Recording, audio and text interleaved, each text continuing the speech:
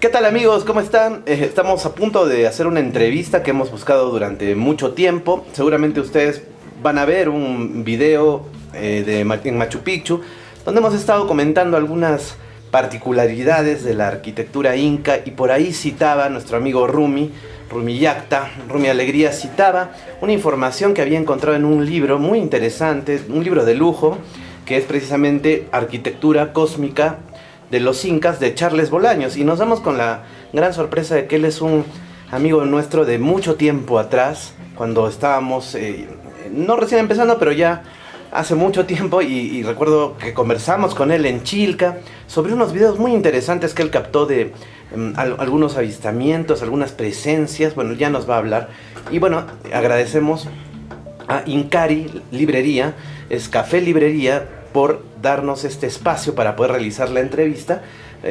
Van a poder encontrar este excelente lugar en calle Choquechaca 278. Así que bueno, vamos a comenzar con nuestra entrevista. Primero agradecer a la librería Incari, porque realmente este es un lugar cultural donde muchas personas, escritores vienen a hacer ponencias, y realmente acá uno pues encuentra lo mejor de los libros en colección. Y bueno, pues estamos aprovechando en este lugar para mostrarles, pues aquí está una de mis obras llamado Arquitectura Cósmica de los Incas, donde nos muestra la historia de los incas, aparte de ser en esta dimensión de un contacto físico, también posiblemente de un contacto, como bien todo el mundo lo sabe, con los apus.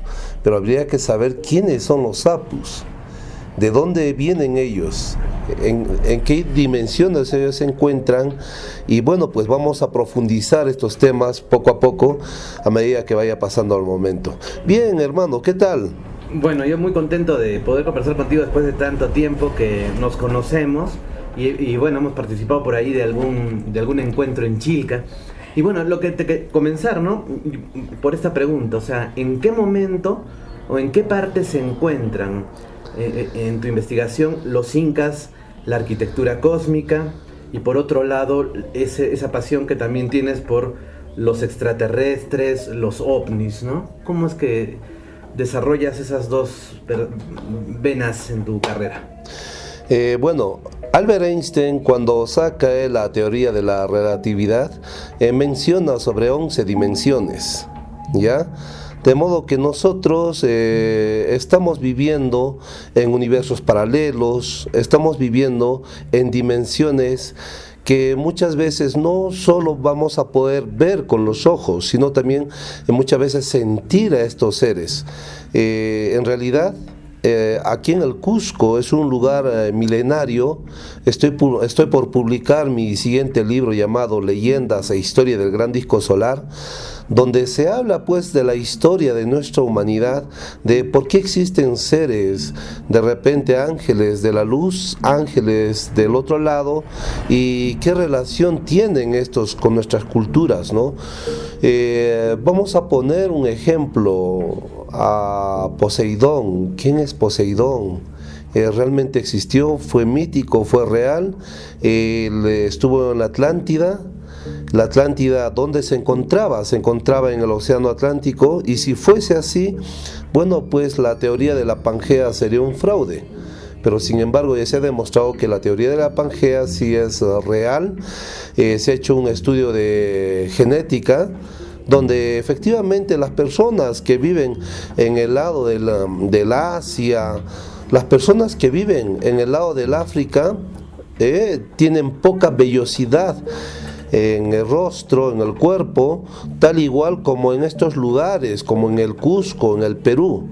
Nosotros tenemos una descendencia directa, pero obviamente estamos hablando pues de millones de años atrás, aproximadamente 66 millones atrás, que existe una evolución de una humanidad lemuriana, una humanidad que ha alcanzado durante millones de años un estado muy elevado de conciencia. Prácticamente ellos fueron los arquitectos de colosales infraestructuras. Muchas veces nosotros queremos mostrar, digamos, a Sacsayhuamán con piedras de más de 100 toneladas de peso y hacemos creer, por lo general con las teorías actuales, de que esto lo hicieron con instrumentos rudimentarios y con el ingenio de aquel momento, ¿verdad? Y sin saber qué es lo que construían, que era lo más curioso. Igual con las pirámides de Egipto, muchas veces ellos no saben para qué lo han construido eso. En Rapa Nui, en las Islas de Pascua, tenemos más de 1000 moais, ya, de las cuales 400 están bajo el mar. ¿Qué explicación se le puede darle a eso? Y lo más curioso es que no hay un solo moai que tenga bigotes. No hay un solo faraón que tenga bigotes, o un inca que tenga bigotes. Entonces, ¿quiénes son ellos? Estamos hablando de los descendientes de una humanidad, la humanidad lemuriana, una humanidad que han logrado un estado de conciencia muy elevado, por encima de la 7ª dimensión, donde ellos tuvieron contacto hace 80.000 años atrás con otros seres del universo, con los hermanos de Orión, del planeta El, con los hermanos de las Pléyades, del planeta Poseidón, con los hermanos de Apu, del planeta Apu. Entonces, al tener este contacto, pues bueno, vinieron hace 30.000 años atrás a rescatar a una humanidad que habría sido secuestrada por entidades draconianas hace 80.000 años atrás. ¿Qué pasó hace 80.000 años? En la Biblia vamos a encontrar sobre la Torre de Babel. La Torre de Babel, se comenta que había un tipo de seres que todos hablaban un solo idioma, que habrían construido un puente que conectaba el cielo y la tierra y que nada les fuese imposible.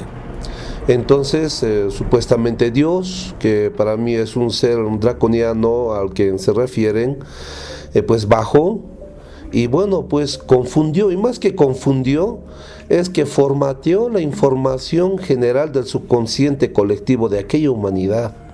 Borraron su memoria, prácticamente los volvieron a las cavernas. Pasaron más de 50.000 años para que lleguen seres de diferentes otros lugares, como de las Pléyades. Y de todo esto ya se tiene pues ya mención en diferentes textos. ¿De dónde salen los hermanos los Atlantes? ¿Dónde quedaba la Atlántida? La Atlántida, obviamente, por cuestiones de ingeniería, ¿sí?, no estaba en el Océano Atlántico, no estaba. La Atlántida era aquí, en este lugar. ¿Y cómo podemos nosotros saber si es que la Atlántida estaba acá? Bueno, aquí en el libro yo voy a mostrar algunas imágenes donde se va a verse realmente el símbolo de los atlantes y de los lemurianos en estos lugares. En Sacsayhuamán existe un lugar llamado Muyumarca. Muyumarca tiene pues 32 ramificaciones y 3 círculos concéntricos. Y bueno, pues aquí está. Véanlo por favor, la parte de abajo, esto, ahí está. Eso es Muyumarca. Si nosotros lo comparamos con la Atlántida de Platón, vamos a ver que es exactamente lo mismo. En Muyumarca se ha encontrado información antiquísima, una piedra con tallados, ¿ya? Así. Donde se mostraba una información cuneiforme muy parecido a la escritura sumeria, pero más antiguo, ¿sí? Entonces, ¿de dónde vienen los sumerios? ¿Ya? ¿De dónde vienen los asiáticos, los mongoles? ¿De dónde vienen los rusos, los rubios, entre otros? Si justamente es aquí donde descendieron tres razas. Primero descendieron la raza de los hermanos de Orión, ¿sí? Ellos fueron los primeros en bajar a esta dimensión. Existe un lugar llamado Suchuna. En el Suchuna sería pues un lugar de origen volcánico, y nosotros sabemos que en todos los volcanes existe la energía translúcida. La energía translúcida hace que uno pueda viajar de una dimensión a otra dimensión. Eso lo van a encontrar en otro libro también del doctor Félix González, un gran investigador. Ellos, gracias a esto, pudieron ingresar a este lugar. El cosco ombligo del mundo, existe en este lugar lo que es el sistema de Seques. El mundo sabe que acá hay una gran cantidad de energía, y gracias a esto ellos pudieron ingresar a esta dimensión. En la Biblia también está escrito, indican que un grupo de ángeles, ¿no? Las 2/3 partes bajaron a este planeta y pues tuvieron descendencia, ¿verdad? Vieron a las mujeres bellas y tuvieron intimidad, ¿verdad? De modo que ellos ingresaron a esta realidad, pero sin embargo ellos tenían otras capacidades diferentes. La finalidad de ellos a un principio fue apoyar a que esta humanidad recuerde de qué es lo que fueron los lemurianos antes de la destrucción de la Torre de Babel.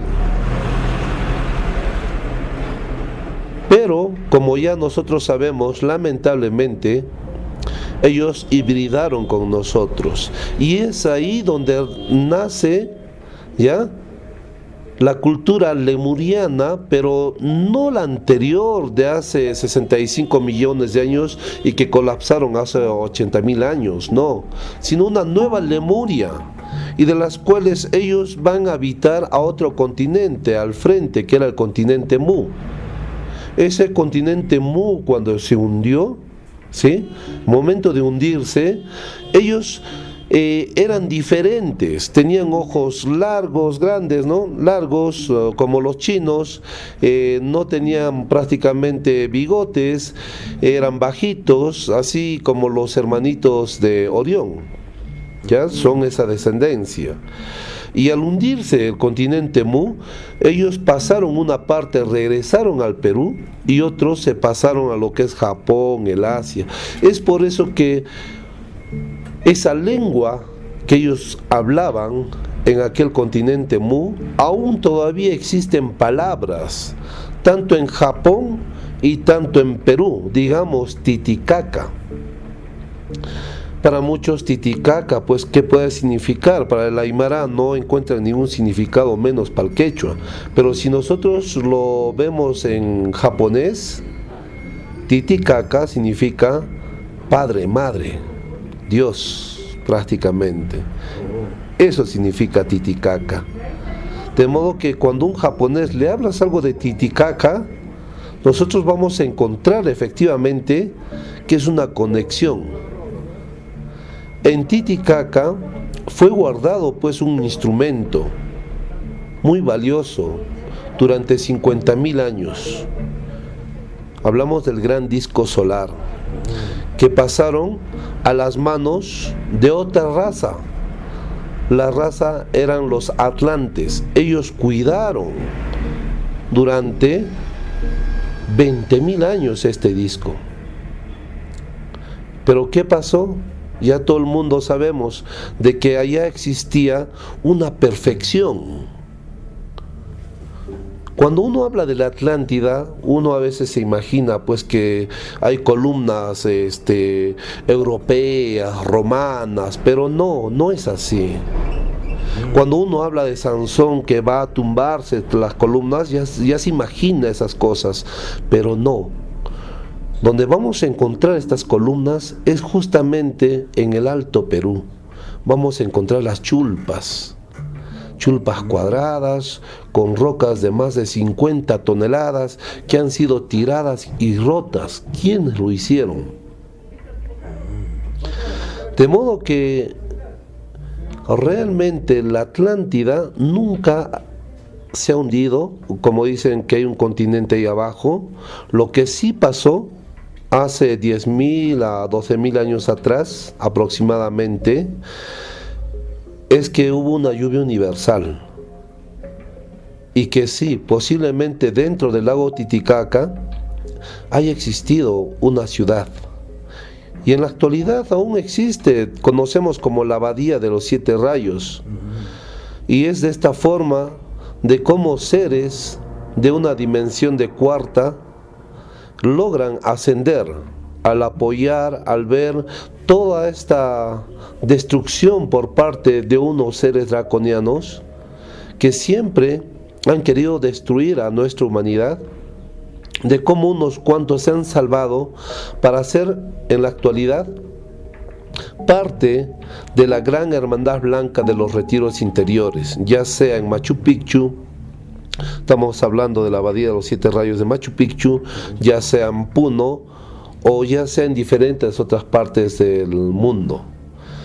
Entonces, hablar de este libro de arquitectura cósmica de los incas, aquí no vas a encontrar de repente 5 hombres jalando una roca de más de 100 toneladas. Sería imposible, cada uno tendría que jalar a 20 toneladas. Imagínense que un bus pesa 5 toneladas, estaríamos hablando por lo menos de 4 buses, ¿no? Arrastrando uno solo. Entonces, esas cosas son imposibles. Aparte, si es que tuviéramos troncos por ingeniería de métodos, no podrías poner ahí 200 personas. Es imposible. Solamente se puede poner de repente unas 7, 8, 10 personas, porque si pones más de 100 ya se estorban. Entonces, ¿de dónde generas más fuerza? Y fuerza bruta. Ahora, por ingeniería de métodos, nuevamente también podemos aplicar no solamente el traslado, sino el colocar la piedra a precisión exacta. Para esto, primero, estas piedras no tienen raspado. ¿Por qué no tienen raspado? Porque no generó astillaje. En el año 2010 hubo bastante lluvia aquí en el Cusco y una de las paredes de Sacsayhuamán colapsó, y en la actualidad, hasta ahora esa pared sigue tirada. Han intentado mover unas cuantas piedras para poner yeso de unas 5 o 10 toneladas. ¿Qué ha pasado? Se han quebrado, se han roto las aristas, han generado astillaje. Si en una piedra de 5 o 10 toneladas pasa eso, imagínense con una de 100, ¿ya? De modo que los que han hecho estas construcciones, y aquí está en el libro claramente, fueron pues los hermanos los apunianos, como dice el doctor Rubén Iwaki Ordóñez. Sacsayhuamán no es tanto la cabeza de un puma, sí tiene una forma iconográfica de un gran puma, es verdad, sí, pero cuando llega Manco Cápac, según Rubén Iwaki, menciona de que Sacsayhuamán ya existía. Y él, cuando ve que para él eran unas ruinas, ¿no? Y contacta con los seres de luz, con los apus de quinta dimensión. Estos seres que realmente yo he tenido contacto también con algunos de ellos, por lo menos con 4 seres, y tengo videos de estos seres, son maestros. Y realmente Sacsayhuamán es una biblioteca etérica, donde si uno va, no necesita estudiar, no necesita comprender algo, simplemente te sientas al frente de las piedras y meditas. Si haces lo mismo frente a unos edificios, la ciudad más tecnológica que uno quiera, simplemente se va a estresarse, porque el cerebro no está acostumbrado a ver tantos cuadrados, rectángulos y formas así innaturales. Pero cuando uno ve a Sacsayhuamán, tiene formas de células poligonales, almohadilladas. Y eso para el cerebro es información. Y a esto le añadimos lo que es la información estelar, la energía cósmica, de las cuales estos dos gigantes brazos, para muchos, pues tienen una forma de yapa, un dios rayo, sí, que es el granizo, que otro representa la lluvia, pero no es así. Esa construcción tiene aproximadamente 166 grados de inclinación planetaria. ¿Ya? Entonces esto está del sur mirando hacia el norte, y al frente tenemos al Suchuna, que es roca volcánica que en algún momento ha sido pues el corazón de la madre tierra, un lugar de alta vibración. ¿Qué es lo que encontramos ahí? Energía cósmica. El Yanantin, la energía masculina, es el cuadrado, las rectas, lo fuerte, y al frente vamos a encontrar al Masintin, la energía femenina, el lugar circular. De modo que este lugar de Sacsayhuamán es un lugar privilegiado para mí entender, desde mi punto de vista, que estaría por encima de otras construcciones de acá de Sudamérica. Hay un video muy impresionante donde se ve una figura resplandeciente. Seguro lo vamos a poner aquí en la entrevista para que ustedes también puedan verlo. Si nos puedes contar un poquito ya. Aquí está. Sí, claro, ese 14. A ver, imagen tomada el 4 y 14 AM del 3 del 4 del 2010. Y eso no es un reflejo, eso fue algo que... Claro, y ahí tienes otra imagen tomada el 7 del 14... Bien. A las 7 y 14 AM del 3 de abril del 2010. Y ahí se ve... Vamos a poner la comparación. Entonces, Entonces, cuéntanos, ¿qué pasó ahí? En realidad, acá nosotros hemos tenido un encuentro con un ser atlante. Su nombre es Anigmatel. Él tiene más de 25.000 años. Sabemos que la Atlántida desapareció aparentemente hace 10.000, 12.000 años atrás. Entonces, Anigmatel es un ser de luz que no podría estar de repente, no sé, minimizar, pero póngase pues en cualquier capital, ya sea de Lima, del Perú, ya sea de Argentina, Buenos Aires, o en Estados Unidos, en Nueva York, ¿no? Uh-huh. Entonces ellos no van a aparecer ahí, ellos van a aparecer en los lugares de alta vibración. Uh-huh. Entonces, cuando los indígenas del lugar, los quechuas, veían a estos seres, ellos pensaban pues que eran los espíritus de la montaña, y ellos les llamaron apus. A todo lo que veían en la montaña eran apus. Según el diccionario de Holguín, pues efectivamente, esto significa, según ellos, que un apu es el espíritu de la montaña, pero totalmente falso. Lo que realmente hay ahí son seres de alta vibración que están en fechas especiales para hacer contacto con las personas de esa frecuencia y de esta forma poder darnos un poco de información de cuál va a ser el siguiente paso.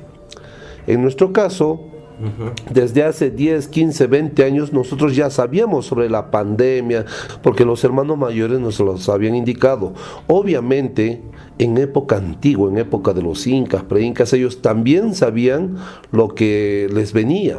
Los pachacútecs, eso. Así es, ellos también tenían contacto con estos seres. De modo que realmente para nosotros, más que un privilegio, es una responsabilidad estar en esta conexión con estos seres de luz. Y no siempre de repente la información lo vamos a encontrar en esta dimensión, no siempre, sino también es necesario salir de nuestras carpetas, salir de nuestro escritorio y las computadoras, ir al campo, Y ahí es donde nos vamos a encontrar con estos seres de alta vibración. Chale, ¿este ser se apareció en una fecha especial? Claro que sí. ¿Qué era el 14? El día 3 de abril del año 2010, Sí. quiero hacer hincapié para todos los que quisieran saber, es una fecha crística. ¿Y por qué crística? Ese día nace Jesús. Ese día es un día de alta vibración. Entonces, justo ese día a las 8 de la noche, ellos pues se mostraron aquí en el Cusco, y yo les voy a pasar las imágenes, dos naves que bajan y vienen hacia el Coricancha. Y ese día, como bien les digo, son días muy especiales, son días de conexión, y la finalidad no es tanto el mensajero, sino la finalidad es de que se realice el plan cósmico, se concrete la misión como humanidad. Muchas veces ya han sido suspendidos una humanidad, otra humanidad. Nosotros ya somos la quinta humanidad. Y nosotros como quinta humanidad sabemos que vamos a lograr este objetivo hasta el año 2030, falta muy poco. Y esto lo vengo diciendo de hace mucho tiempo. El año 2030 va a ser un momento de fiesta porque el dragón se va a caer. Todos estos seres que en este instante tienen el poder económico, ¿ya? Porque ellos lo utilizan la ciencia para hacer pues misiles, para hacer bombas nucleares, pero para cosas buenas no, ellos más lo ven los intereses, como nosotros sabemos. Todo eso se va a caer. Solo debemos estar muy preparados de que el dinero va a desaparecer, tiene que desaparecer. Pero si ahorita lo hacemos, digamos un ejemplo, ya viene Goku y tiene las 7 esferas del dragón y dice que desaparezca el dinero, pues todo el mundo se volvería loco porque no estamos preparados para vivir sin dinero. Pero sin embargo estamos en un proceso. ¿Ya? De pronto van a aparecer las criptomonedas y bueno, pues desde los celulares vamos a empezar a pagar, ¿no?, el dinero. Pero la diferencia luego va a ser pues que si es que hacemos clic de repente en el botón del celular para que esto pueda hacerse efectivo la transferencia del dinero, o simplemente ya no hacemos clic, sino simplemente un abrazo, gracias, toma. ¿Y cuál es el dinero? Ya no existe el dinero, ahora es el amor, y va a ser así, porque el dinero solamente representa el egoísmo y es la única forma de podernos esclavizar como humanidad. Y es por eso que este libro es uno de los más vendidos aquí en el Cusco, ¿sí? El libro Arquitectura Cósmica de los Incas, y muy pronto vamos a lanzar nuestro nuevo libro para mostrarles por qué estos seres están intentando modificar nuestro ADN a toda costa. Un par de preguntas más, Charles, por favor. Hay otro video también que grabaste en Chilca de unas... la verdad no sé cómo definirlo, pero eran unas energías blancas, una cosa así. Incluso me parece que te entrevisté en aquel momento, pero bueno, aprovechemos que estás pues por aquí. Seguro lo están viendo ya nuestros amigos en postproducción. Un video... Ah, exacto, sí, lo recuerdo. Ahí está. Bueno, no sé si se... Ahí está, ese es el video. A ver, permíteme. Ya, ahora sí está haciendo. Bueno, lo está mostrando en su celular. Lo van a ver ustedes seguramente. En postproducción, como les digo, hay una energía blanca, una cosa así, ¿no? Impresionante. Así es. Cuéntanos, ¿qué pasó acá, no? Bueno, como les mencionaba, nosotros habríamos hecho esta salida con el grupo de Misión Rama. Y de pronto, pues, yo me subí como siempre a la montaña para poder... Ahí, ahora que recuerdo, claro, ese encuentro, ¿no? Sí. Yo fui a mirar el sol porque yo siempre acostumbro a mirar el sol durante muchos años, desde el año 2008, y créanme, no hace daño a la vista, todo lo contrario. Te activa la glándula pineal, te activa la glándula timo. Entonces, ¿qué es lo que pasa? Cuando yo estuve terminando de mirar el sol, veo abajo, estaban todos meditando en grupo, y al otro lado veo a seres de luz. Y digo, oye, ¿qué pasa? Que están tan cerca los seres de luz y no se dan cuenta, decía, están pues ahí al frente nomás. Y bueno, pues agarré mi cámara y lo acerqué, ¿no? Y mostré de que estos seres tenían movimiento propio, luz propia, y no era uno, eran hasta 3 en algún momento. Y, y realmente para mí ya era una confirmación de las labores que se estaban cumpliéndose. Y que bueno, pues estamos ahora en tiempos de cambios. Ahora se viene lo mejor para la humanidad.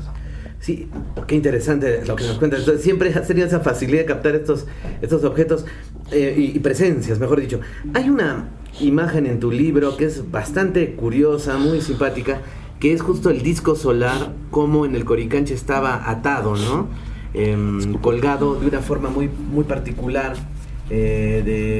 No sé, tal vez nos puedas, si es que se puede mostrar y nos explicas un poquito sobre, porque es que realmente llama mucho la atención. Y te digo, los amigos guías, algunos que han visto esto, les atrae esa información del disco solar. Hay muchos misterios en el Coricancha, lógicamente, pero esa imagen es muy reveladora, ¿o no? Así es. Miren esto. Bueno, como les decía, hace 80.000 años atrás, el disco solar medía aproximadamente 44 metros y se encontraba aquí en el Cusco.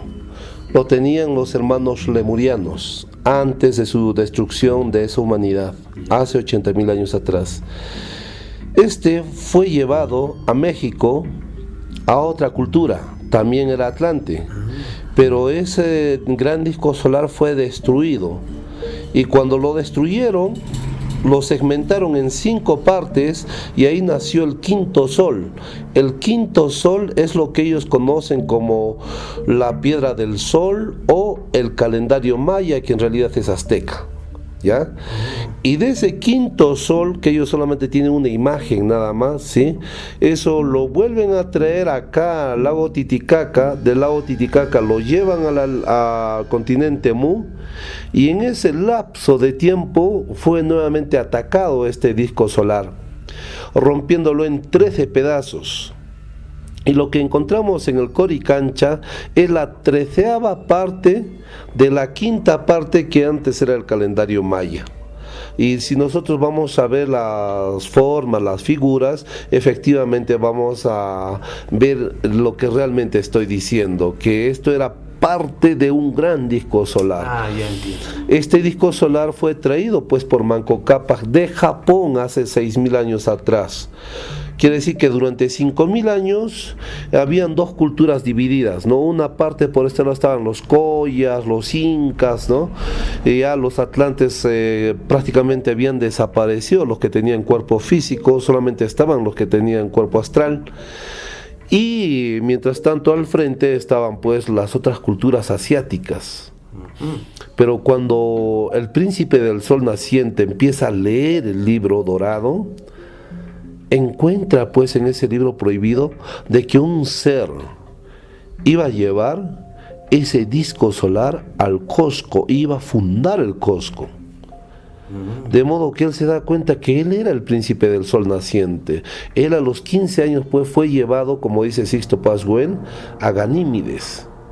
Ganímedes es una luna del planeta Júpiter o Morlen, y es ahí pues donde él fue instruido. Él ha sido un maestro. Manco Cápac ha sido un maestro, así como Akenatón, así como Quetzalcóatl y muchos otros seres de diferentes, como Hermes Trismegisto. Él cuando llega acá empieza nuevamente a enseñar lo que es la agricultura, ¿sí? Muchas otras ciencias. Entonces, él es el que trae este disco solar a esa parte del Coricancha hace 6.000 años atrás. Entonces, la verdadera historia del disco solar, bueno, vamos a publicarlo muy pronto en esta librería, ¿sí? Y les voy a mostrar después de la relación que tiene con la red energética solar, con el ADN, con la frecuencia de Schumann, que antes era de 7,8, hoy es de 32, 37 hercios. ¿Y qué relación tiene eso con las enfermedades, cánceres y con nuestro ADN? O sea, tiene mucho que ver. O sea, se viene en el próximo libro.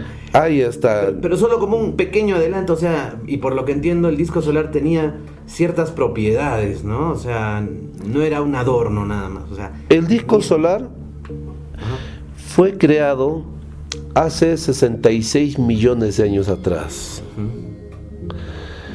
Aquella vez existió una humanidad de gigantes. Esa humanidad de gigantes era cuando el planeta Tierra habitaba una órbita inferior a la actual. La gravedad era menos y es por eso que los animales eran grandes. Los dinosaurios podían correr, aparearse y hasta volar. En la actualidad no lo podrían hacer con esta gravedad. De modo que para esa misma gravedad también existían seres creados por los Elohims, por los dioses, como dice en la Biblia. Hay varias Biblias, ¿no? Pero la que yo leo fundamentalmente, o la que recomiendo, es la de Kadosh. Entonces, ellos sabían que iban a destruir el planeta Tierra. No es que haya llegado una lluvia meteórica, no.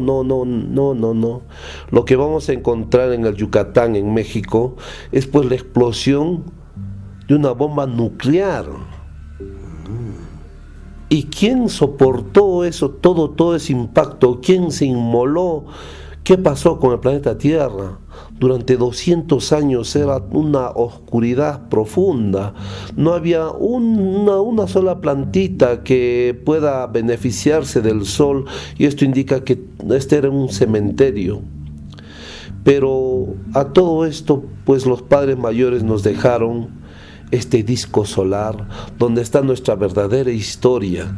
Y esta información que les vengo indicando he recibido directamente de los hermanos mayores del planeta Apu en el 19 de diciembre del año 2018, cuando hemos acampado, hemos hecho una salida a Sacsayhuamán. Ahí recibí. Todo esto me parecía para mí algo ilógico. ¿Quién me va a creer sobre esta historia? Pero el año pasado en México encontraron pues el disco solar en un tamaño más o menos de unos 60 centímetros, una figura, tal igual como los hermanos mayores me los habían indicado de cómo era el gran disco solar de los padres. Entonces ese disco solar de nuestros padres era y tenía la información necesaria para que el ser humano logre esa conciencia crística. Y el disco solar sirvió para que el planeta Tierra, como un escudo, logre ingresar al real tiempo del universo. Eso ha sido su función principal del disco solar. Qué interesante, Charles. Bueno, ya, si ustedes quieren ampliar estas informaciones, bueno, a través de los libros sería una buena opción. Y tal vez una última pregunta, porque hemos venido investigando un poco, siempre recorriendo lugares enigmáticos, y quería tu opinión sobre, ya como una última pregunta, ¿no? Tu opinión sobre las chincanas, estos pasajes subterráneos, ¿qué relación tendrían? ¿O qué nos podrías decir al respecto de esto de los intraterrestres? Bueno, la cueva de los Tallos, hay tantos sitios, pero el Cusco tiene, ¿no? Tiene muchos pasajes subterráneos. ¿Qué opinas de las chincanas? Mucho se habla sobre Jerusalén, sobre la Torre de Babel, y le pusieron su nombre de Babilonia ya pues prácticamente 1000 años antes de Cristo. En realidad la verdadera Torre de Babel está aquí en Cusco, yo lo puedo demostrar arqueológicamente. Y también la ciudad de Jerusalén. ¿Qué significa Jerusalén? ¿Ya? Jerusalén significa donde se pone el sol. En este lugar, hace millones de años atrás, existió un lago, el lago Morkin, y existía una capital, la capital de la humanidad lemuriana, una capital espiritual, una ciudad de oro. Pero esa ciudad estaba debajo de una laguna. En la actualidad existe este lugar.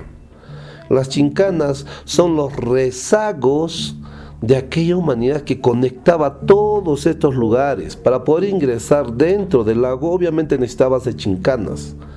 Entonces las chincanas sí existen, son, podemos entrar por aquí, de repente salir por Cueva de los Tallos, o si no por el Monte Shasta y muchos otros lugares. Sí existen y pertenecen a la humanidad lemuriana que sucumbió hace 80.000 años atrás. Bueno, la pregunta se cae de madura, pero quería hacerla porque el título va a ir por ahí. ¿El Cusco es extraterrestre entonces? Existe un ídolo de Chanapata, ya te lo voy a pasar, ¿ya? Donde es un hombrecito, una mujercita, ¿ya? Con un cráneo así largo, que más parece un ití.